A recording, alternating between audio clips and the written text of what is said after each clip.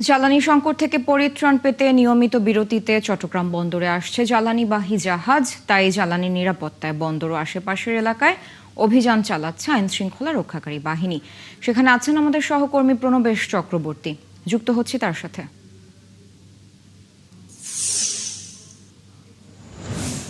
প্রণবেশ, আপনি এর আগে যখন সংবাদ সংযোগে যুক্ত হয়েছিলেন তখন আমাদের জানিয়েছিলেন সেখানে বন্দরে যে জ্বালানিবাহী নতুন জাহাজ এসেছে সেটির আপডেট, পাশাপাশি বন্দর ও আশপাশের এলাকায় আইন শৃঙ্খলা রক্ষাকারী বাহিনী যে অভিযান চালাচ্ছে সেই আপডেটটাও আমাদের জানাচ্ছিলেন। নতুন যদি আর কোনো তথ্য থাকে আমাদের জানাবেন।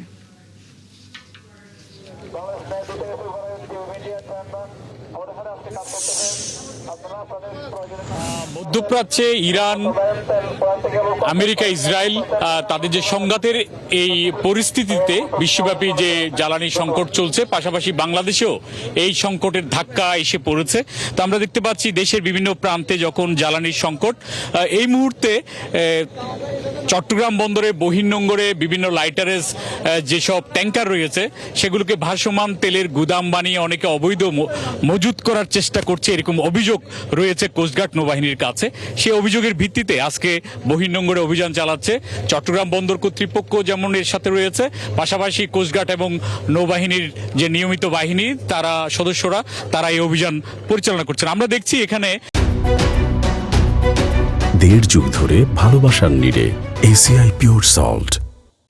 এই যে সামনে আমাদের পাশে যে ভাসমান কিছু যে নৌযান, এগুলোতে এই ছোট ছোট নৌযানগুলোতেই মূলত অবৈধভাবে তেল মজুত করে রাখা হয় এবং তারা দীর্ঘ সময় ভাসিয়ে রাখেন।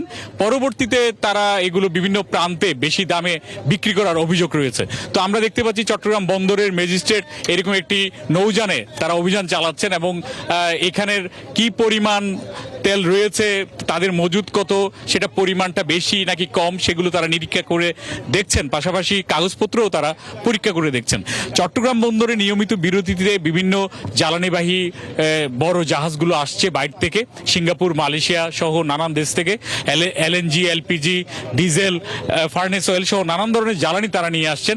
তো যাতে এই জ্বালানিগুলোর সঠিক ব্যবহার হয় এবং কেউ অবৈধভাবে মজুত করতে না পারে, সেটির জন্যই মূলত এই অভিযান।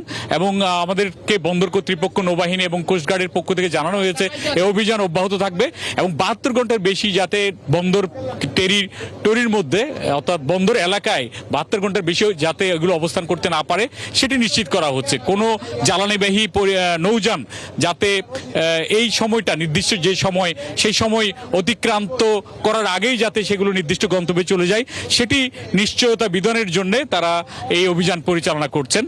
তো আমরা আজকে 3টি জাহাজকে তারা কিছু এখানে তাদের যে নির্দিষ্ট সময়সীমায় না যাওয়ায় সেগুলোকে বন্দর কর্তৃপক্ষ ডেকেছে। পরবর্তীতে হয়তো তাদের বিরুদ্ধে শাস্তিমূলক ব্যবস্থা সেখানে নেওয়া হবে। বন্দরের যে ম্যাজিস্ট্রেট কার্যালয় আছে সেখানে নিয়ে যাওয়ার পর হয়তো তাদের বিরুদ্ধে অর্থদণ্ড কিংবা অন্যান্য যে পানিশমেন্ট সেগুলো নেওয়া হবে। তো এটি ছিল চট্টগ্রাম বন্দরের বহির্নোঙরে যে অভিযান চলছে সেটির সর্বশেষ তথ্য। ধন্যবাদ যুক্ত হওয়ার জন্য। দর্শক, যুক্ত ছিলেন সহকর্মী প্রণবেশ চক্রবর্তী। চট্টগ্রাম বন্দরে আসা জ্বালানিবাহী জাহাজ এবং সেখানে যে আইন শৃঙ্খলা রক্ষাকারী বাহিনীর অভিযান চলছে তারই আপডেট জানাচ্ছিলেন প্রণবেশ চক্রবর্তী।